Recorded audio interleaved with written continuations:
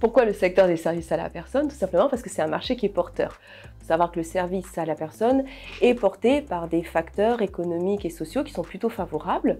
La féminisation des emplois, aujourd'hui les femmes travaillent de plus en plus. En France, la natalité est assez soutenue et on voit se développer des modèles familiaux comme les familles monoparentales, les parents isolés, les temps de trajet sont de plus en plus longs pour aller travailler. Tout cela génère et engendre des besoins d'aide et d'accompagnement au domicile auxquels nos services répondent. Parallèlement à ça, il faut savoir que notre secteur d'activité est soutenu par les pouvoirs publics.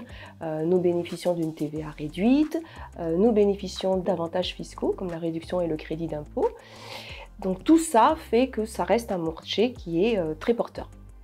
Mais je rajouterais qu'au-delà de ça, c'est un métier qui a du sens. Et je pense qu'aujourd'hui, cette notion de quête de sens dans son activité professionnelle est importante dans le choix de ce vers quoi on veut aller. Chaque tâche qui est exécutée dans nos agences de service à la personne, ce sont des tâches qui ont une vocation d'aider les autres, de se rendre utiles.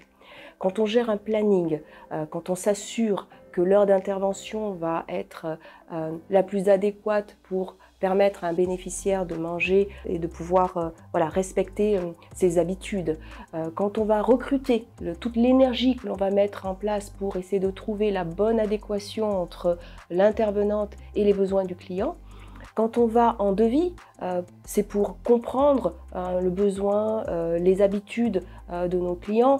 Tout ce que l'on fait dans notre métier a pour vocation de rendre service et d'accompagner. Et je pense qu'aujourd'hui, c'est important.